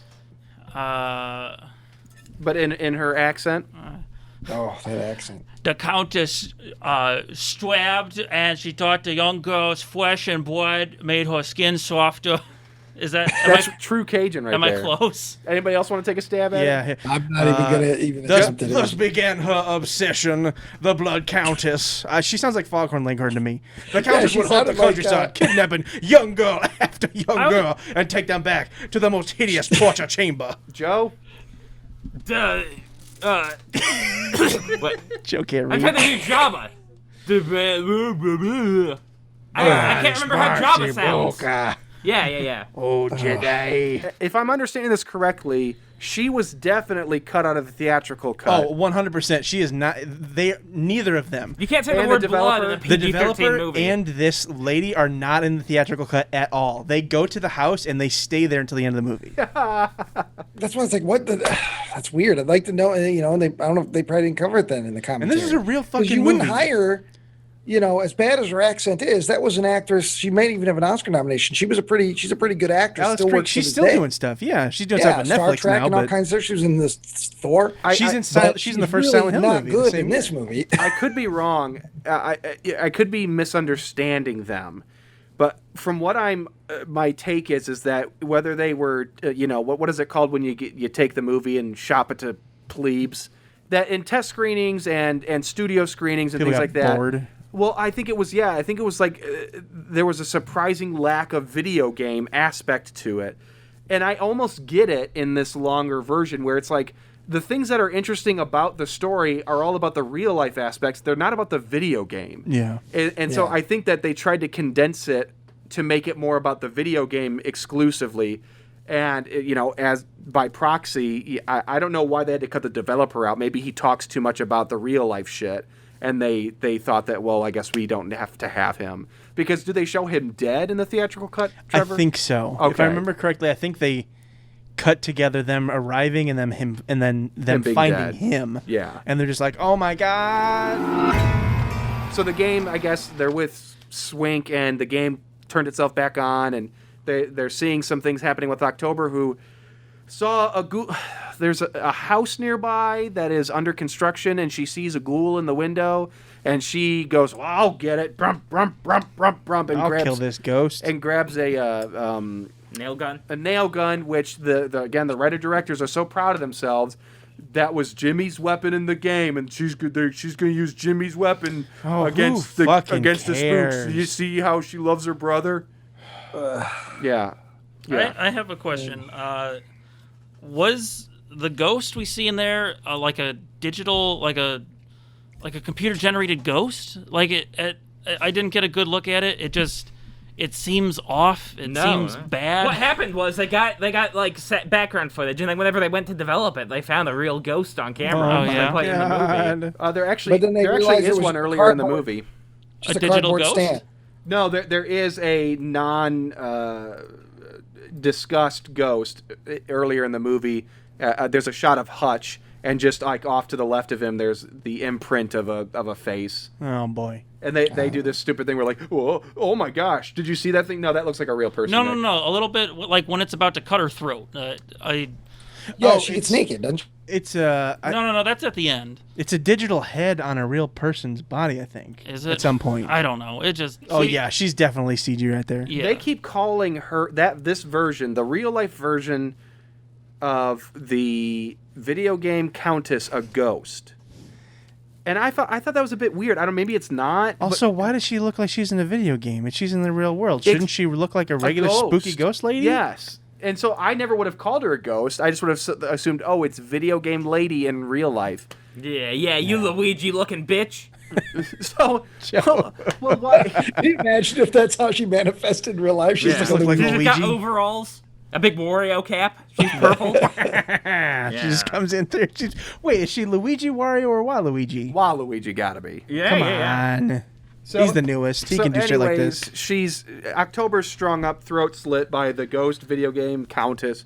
They come in too late, and Hutch is devastated. No, he is. He's a lot more upset about her than anybody else that we see. And I thought, is that sort of? Are they together? Did they kind of have a thing? Maybe I at some don't point? think so, because after October separates from them, so at some point after Jimmy dies. She makes a big deal about taking command and saying, Hutch, Abigail, you do this. Abigail, you make sure you look after Hutch. Like I assumed it was like I'm your brother now? Or she's just like some sort of animal imprinted on Hutch, and it's like, you're my brother now. Man, it's possible. I did notice his reaction is a lot stronger to her death than it had been to any of the previous deaths in the movie.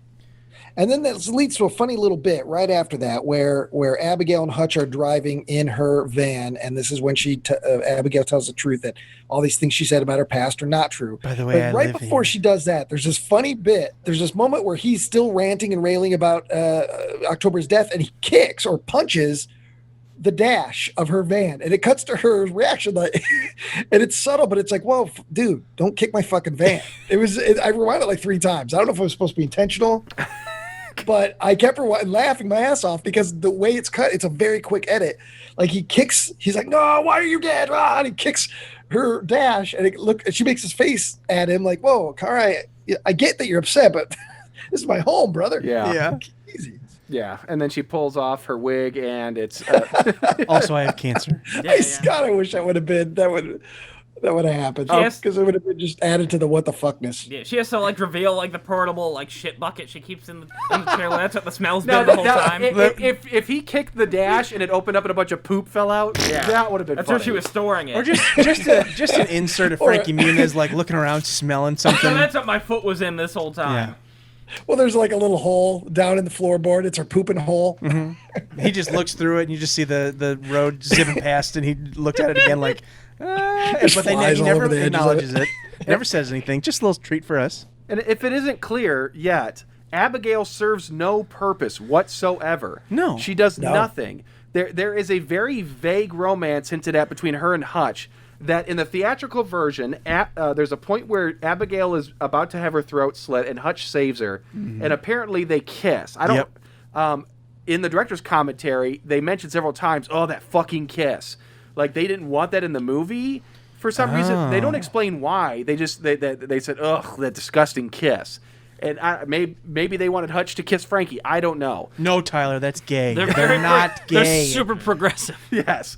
So, but anyways, apparently that was a point of contention, this romance. But anyways, there's no reason for her to be in the movie. She contributes nothing. Nope. And they even point out that in the director's cut, it feels like her character has something to do now because of all these important scenes where her and Hutch are together were cut out of the theatrical movie. And it's like, no, it adds nothing. Nothing at all. Yeah, she just rolled into town and was like, got nothing to do. Well, this guy looks cool. I'm tired of peeing in this bucket. Yeah. It would have been far more interesting if she was like a hobo killer and she's killing people on the side and it's just like, I'm just on for the ride. And give me. Well, I thought she was going to be I thought there was going to be some twist at the end where she has some weird connection to all of this because she just showed up at that. It's viral marketing. She's getting paid to go do this depraved shit to market the film, and she has to do it because she has nothing else. That's it. Yeah, well, she's in the cult of Thorn. Could be. Yeah. Could be. So anyways, they go back to the plantation, and Frankie hangs back to play the game because somebody has to play the game, otherwise the Countess will get pissed. Yeah, they got to distract her. This is the beginning of the actual interesting stuff that I wish one, this was a comedy, and two, they played into this more. Yeah. The idea that not only does the video game affect their real life, but they can affect the video game in a way that affects their life. Yeah. So Frankie starts realizing, oh wait, the plantation we're at is the same in the video game. Hey, I'm gonna help you get around. I'm gonna drop you a crowbar from the game into real life. It's not Mayor on Elm Street rules at that point. Pull it out of the dream. But it doesn't make sense. Why couldn't Frankie's character in the game just break the lock and then exactly because they're standing in the same spot? See, that's what I thought was going to happen. I thought he was going to break the lock and then Hutch is going to see it and it's going to fly open. Yes. I thought it'd be a more like video game type reference where you see a lock and I found a key and I open it with the key in the game. Exactly. Oh yeah, there's a point in the game where the first time they're playing, they walk into a room where there's this glowing wardrobe or something. Oh my God. And Abigail's like, look at that thing over there. And Hutch is like, great eagle eyes or whatever. It's like it's a huge glowing wardrobe. How do you not see this thing? It's got golden light pouring out of it. You know what? I'm actually I accidentally paused on a shot of the developer's room. I do see one computer tower. One. I mean, do we just surmise this crap?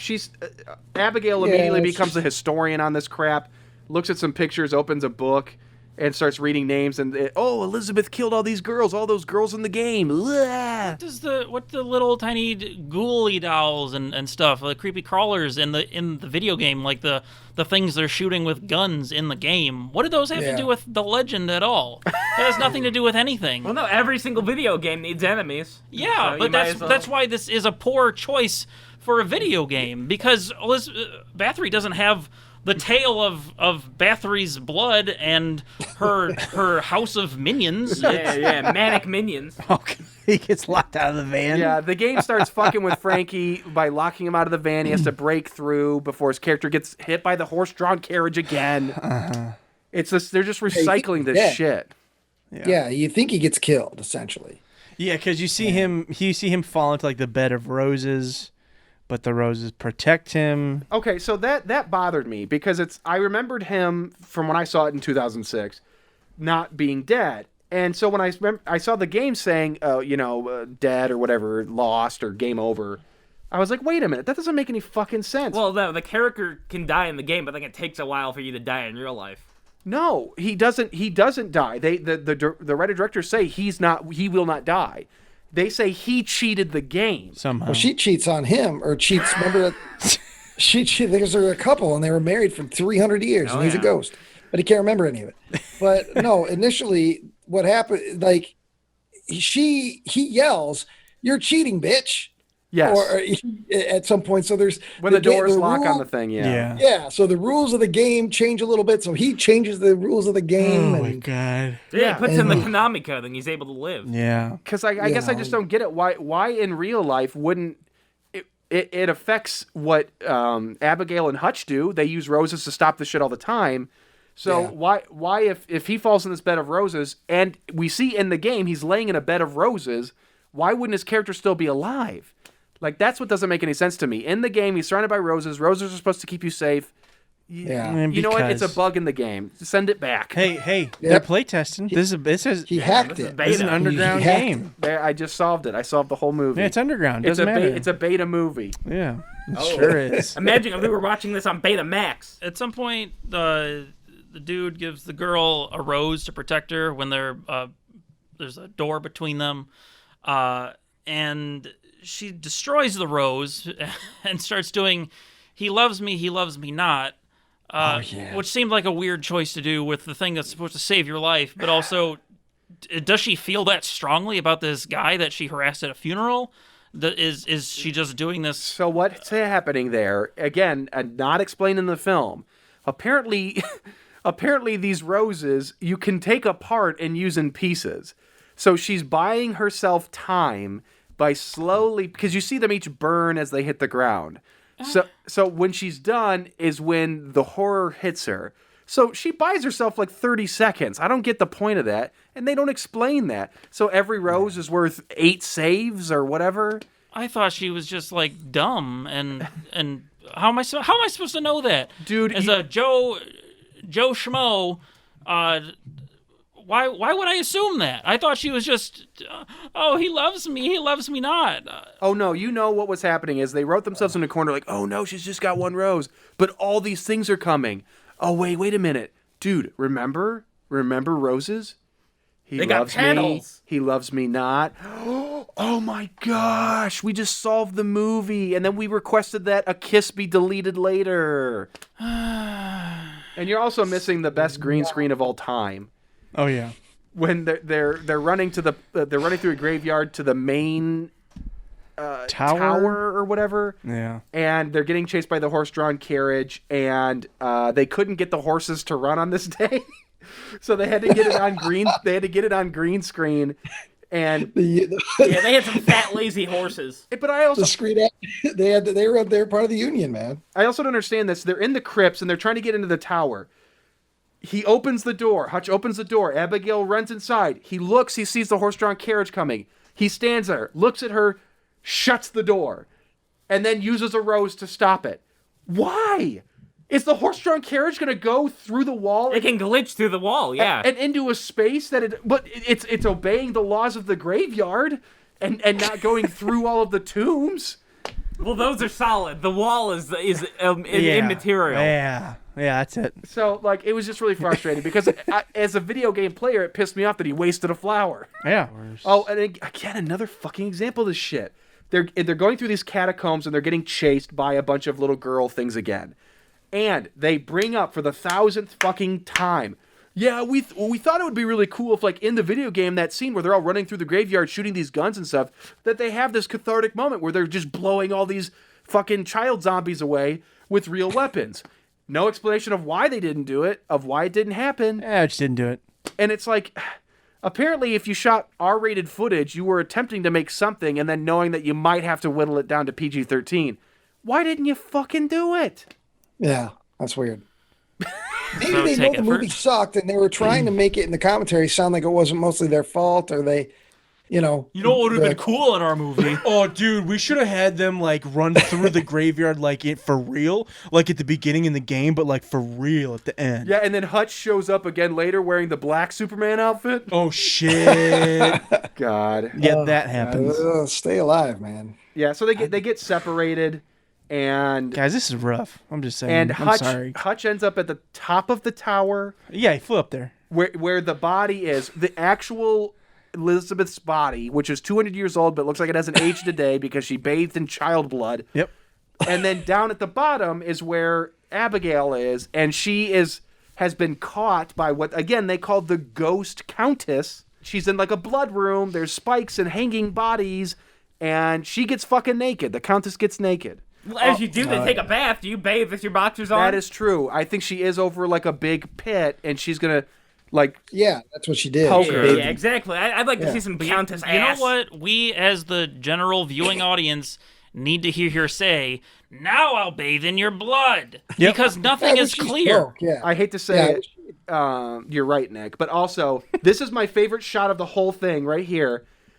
It's Abigail upside down. I legitimately thought, and before she was right side up, I wrote this down. That looks like chubby modern day Haley Joel Osment.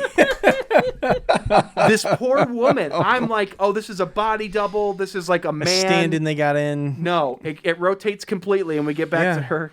This poor woman. Samara Armstrong, they did you dirty. They did you dirty. And you knew you shouldn't go back to New Orleans, but you did. Yep. Ruined everything. That wig's clinging to her head, though. Yes, they talk about that. They're very proud of They how applied like a bunch of glue, just like a bunch of wood I mean, glue. I wouldn't have ever suspected it was a wig. She's hanging upside down. I will say my wife no-scoped that pretty quickly. I did not. I had no idea. She's like, oh, yeah, it's a wig. Wow. I mean, it looks... She's good. She's good at this kind of shit. It looks like maybe it was like she's a brunette, but dyed it blonde or it something. looks weird. It doesn't look right. Yes. So as Ghost, Countess is preparing Abigail for a blood sacrifice in this tub. Hutch is upstairs, slowly inserting these 3 nails like a chicken shit bitch. Just fucking do it, dude. So much time is transpiring between him hitting those nails in and a full blood sacrifice. Yeah. Like it's It's a master sword. Yes. Oh, That is a pretty that cool might be a spear. reference to the Legend of Zelda. I wouldn't put it past him. Yeah. I noticed there was a Nintendo Power magazine hidden in the movie. Oh yeah. Well, They very well could have been throwing all kinds of Easter eggs. They also just throw in an NES controller. Yeah, just burning. during the fire. I know, but it's like, it's like I get it. It's a flashback. Well, it's it's retro. fire, but hey, now don't forget, he's a gamer. Yeah, you It know also what? shows that he's been a gamer from way back. He's He been there since day one. You He's know been what? I bet you gaming. guys like Yoshi. That's right. Everybody likes Yoshi. So he gets the 3 nails in her, and then It kills Ghost version of the Countess. or at least like spawns her back up here. Because is this not a ghost? Well, No, that's a real life. That's the real life corpse. Oh no, Yes. you're right. So The book does say you have to that is correct. insert the nails and then burn the blood. That's right. The blood must be burned. Yeah. But then he uses Maxwell's silver Alienware laptop Yes. to kill her. Well, yeah, he's able to use the ultimate power of his advanced graphics. You know what would have been better? To kill a woman. You know what would have been better than the shiny Alienware laptop Anything product else? placement? What? The woman's shiny bald head. She reveals the wig at that moment. Oh my god. He put her head in the Shino-Ballo. She's a chrome dome. Okay, so 2 things I want to point out here. One, I'm pretty sure that's like an alloy that they taped on, and you can see creases on the cover. Oh, that's No, like that's- like when you peel the thing off That's of just the vinyl. That's Yeah. absolutely just a vinyl wrap on there. But I'm pretty sure that there is no. That's just the cover of the case. That is not. There's nothing there. That is just the Yeah. cover of a laptop. Oh, like he's not even holding a laptop. No, that's the cover. That's the Yeah. inside of the cover. It 100% is. At least in that shot it is. Yeah, I don't know if it's like if there's a story element to the rest of that being Laptops are done. heavy. Yeah, there you It's go. like 10 to 15 pounds. You can't Why did- expect an actor to hold Why that, did he bring for that that with long. him? Well, you always got to be a gamer. Also, hang on a minute. How does he have that? Isn't that Frankie's? There's a backpack there. But Yeah. but isn't that Frankie Muniz's thing that Frankie's he was is- playing on in the van? Frankie's is green. Oh, I remember that. So Okay. Also, did they talk about her weird giant head in this? yes, Is that a prosthetic? I mean, I do. No, that's it is practical. really This. That Yes. is? That looks like it is. Some shots shots are enhanced. Yeah, But they also mention that it's an homage to Aphex Twin. I get that. Yes. yeah, Of course. Yeah. absolutely. So Ryan, you got anything to share on this? The death of this? Got anything to share on Aphex Twin? So the Cool music for cool people. No, but I know that that's a Joe. Joe's going to jump in because that's one of the 3 bands he's ever Yeah, referenced. he just was, did. that. So anyways, lighter comes into play, burns the place down. And fire's cool now for him. Now Yeah. he's going to have a whole new respect for fire. Well, he does scream at it. like it's gonna Oh, push he fire. yells at the fire like he's trying Yes. to blow it out, like he's fucking Banshee. Flashbacks of him as a kid like it's Vietnam. Come on, Hutch. You keep me warm, but I also hate you. And then that's it. You cook my chicken. Well, then Malcolm shows back up. Yeah, him and Abigail, they're all together. They leave. You see a beautiful digital tower that's on fire. Mm-hmm. and then we, as was previously stated, you see the epilogue or the coda, whatever, to the film of the game now out in the wild. Yeah. Fidget goes to play it. He pops it into a PS2 Slim, and he's got a bunch of Dreamcast controllers all over. Yeah. Apparently, Game Informer has a copy, and nobody's died there. There's a Nintendo. No. I know why that is. It would have been so much better if on the cover there's like turn to page 10 for the in memoriam. Yeah. Yeah. That's not how Game Informer works. Well, I know. You had to play it. There's Unreal Championship. There's Area 51. There's this terrible shot where it doesn't quite line up with the screen. What does it end? Does it just end by going up to the ghost lady? Also, I have a question. What's the big fucking threat? They killed her. No, she's gonna come back because they resurrected her. No, the actual... in quotation marks, the real ghost, the real cursed woman has been destroyed. So who fucking cares? The game came out. But she smirks evilly at the end in the cutscene. Well, why? Why would she do that? Because... No, but that's in the video game, so that could just be a mechanic of the game. Like, the curse itself has been lifted. No, here's what I like. So what's ominous about the coda? I want a sequel to Stay Alive. Oh, staying alive. Stay dead. No. No. Hold on. It makes sense. Yes. Stay Alive 2, and it's about Abigail, Swink, and Hutch trying to keep the developer, Weekend at Bernie style, alive to collect the royalties on the game. There's no horror. There's none of that bullshit. No, it's a goof 'em up. They just want to. They want to collect the money. Hey, they've earned it. I'd rather watch that than another Stay Alive and. Well, let's get Frankie and Samir Armstrong and Jim Halpert together. Stay Alive couldn't keep me to stay awake. I'll tell you that. I had 10 minutes. There were a couple things you guys were talking about. I was like, I didn't fucking see any of that. As I fell asleep and I only woke for a little bit, and I only woke up because the cop was screaming. Yeah. It was probably only 5 minutes worth, but it was my eyes got heavy. Yeah, just a little tiny nap during a film. All right, let's review this motherfucker. From Malevolent to Benevolent, we'll go with Nick. I don't have... It's several, I think more than once on my notes, I just wrote the words, I'm bored. So I'm just going to go straight to Malevolent. There was one thing I thought was neat, but no, I'm Malevolent. No more. Please. Trevor? I'm gonna keep it short and sweet, just like Nick. Not much worthwhile in this movie. I like Milo Ventimiglia, I believe is his last name. The guy who died, Jess from Gilmore Girls. He dies immediately. He's good. It was a shame to only see him for a few minutes. Yeah.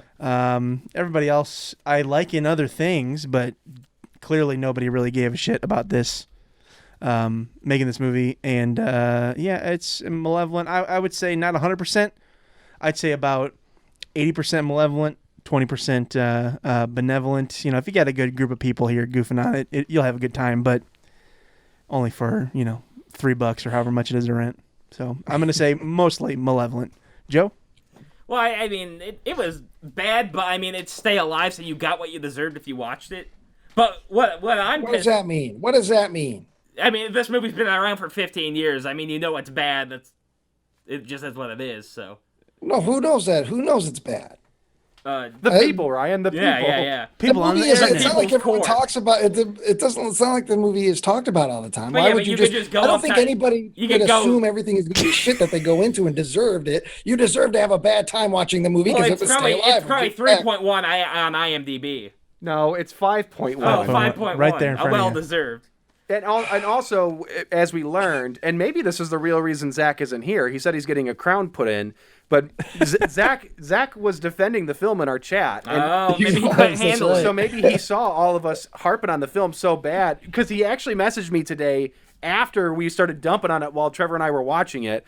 And maybe that Zach was like, I can't do this. I love Stay Alive. Yeah. So I wish you would have been. I wish we could have had another opinion. Yeah. To see the light of it. So maybe there's something I'm missing. But no, I was just gonna say, like, they disintegrated me as a gamer, and that I can't stand. So I'm gonna give this 100%. They disintegrated you? I wish they would have. I wish they had a big old vat of acid. Are you trying to say denigrate? Yeah, denigrated me as a gamer, as an epic gamer. And I wish they disintegrate you. How did they do that though? How? Just making fun of us cool gamers. They don't though. How did they make? They don't make fun of anything. Yeah. They don't do you justice.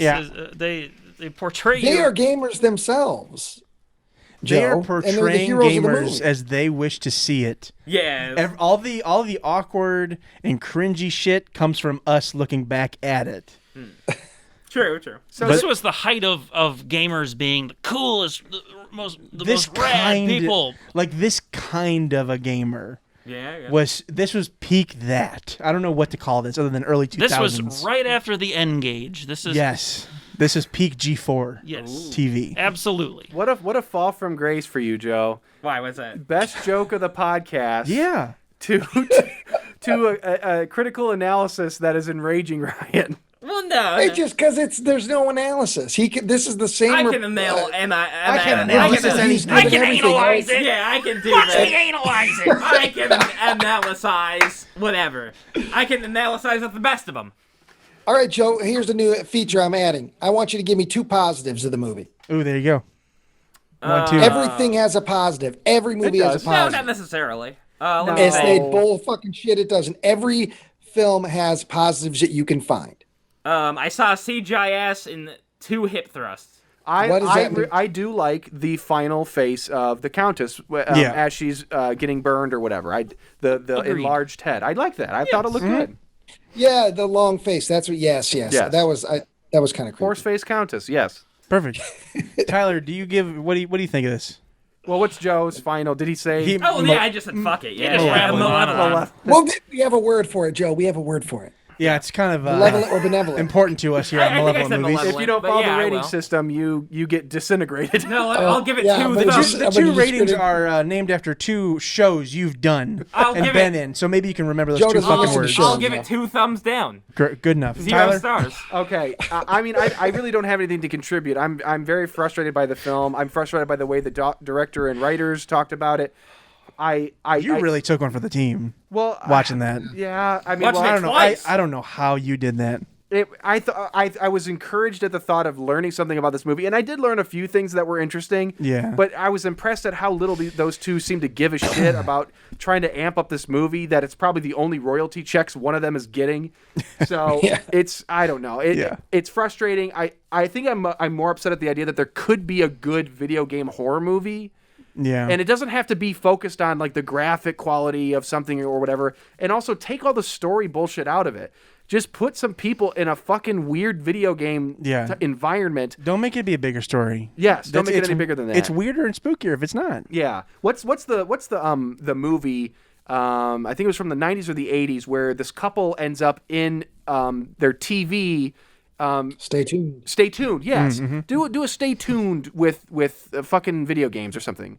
But anyways, Malevolent, Zach, I'm sorry. I hope that your crown wasn't painful. This one ain't for us, man. I hope you can forgive us after insulting your favorite movie. It's not painful. He never said it was his favorite movie. No, he's got Stay Alive Funko Pops lining his wall. No, he does not. That's the only fucking thing you know about Zach. That's Funko Pops. Shut up, Joe. Stop disintegrating Zach. Okay, I will. I'll get my blaster back in my pocket. Ryan, your turn, buddy. It goes without saying. I think that this is a malevolent movie for me. Yay. It's again similar to the last movie we watched. It was giving me absolutely nothing. It gave me no entertainment. It didn't make me laugh, except for the weird cut where after the kid kicks the the dash of the truck or the van. Yeah. But I felt like if you're going to do a slasher movie, which essentially was a slasher movie just without a guy and a knife, but it followed many of the rules. Give me something fun. Give me some good deaths. Give me give me a funny character. Give me something. There was no point to this. It was pointless. When the movie's over, it goes right out of your mind. It didn't do anything. Yeah. It doesn't even need to exist. It didn't even justify its existence. And I thought it was, I liked the concept though, of a video game being you die in the video game, you die in real life, and you can't escape it because the video game won't shut off. It's essentially Nightmare on Elm Street, just with dreams. You're going to kill in your dream and you can't escape sleeping. It was this same concept, but I liked the idea of it. I wish that idea was made by somebody else and in a better movie. So absolutely Malevolent. Don't even waste your time with it. So the movie made 27,300,000 at the box office. Oh yeah, but people loved it. Again, I can't verify this. According to IMDb, when they released the unrated features, or after the release of the unrated edition, between the release of that and 2011, the DVD sales alone made $13.6 million. I mean, that could be true. Wow. I mean, there was a big unrated push in the mid-2000s. Yeah, so. that's true. So it made basically half of what it did at the box office. That's crazy. So assuming their marketing costs weren't too ridiculous, which if you go on, they just made 5 times their money. If you go on the Stay Alive IMDb, there's like 50 fucking posters. Yeah, it's the most sad and disgusting thing I've ever seen. Look at this, Jesus Christ! There's a picture of a tag on a toe. What does that have to do? Stay alive. Well, they're dead. They're not staying alive. Yeah. Duh. Okay, so I'm going to read you some of the tags on this. The only thing you'll lose in the game is your life. Play it to death. You die in the game, you die for real. That's the one I remember. You can't push pause on your own suffering. I'm not surprised if it's going to show up here. It's got to be there somewhere. Down the game you die for stay real. alive, ... or game over. Control Alt Delete from your funeral. It doesn't. Yeah, I'm sorry, folks. Yeah, if you, sorry if this inspired you to watch Stay Alive. I mean, watch it at your own risk. You know what? This episode will be roughly the length, maybe a little bit longer than the unrated edition. Throw this on as the commentary. Yeah. It's not going to match up one bit, but it'll be funny. Tell us your thoughts in the comments. We want to hear. Yeah. Anyways, ladies and gentlemen, thank you for tuning in to the second episode of the Malevolent Movies podcast. Please stay tuned for the next video version in 2022. That's right. If we're lucky.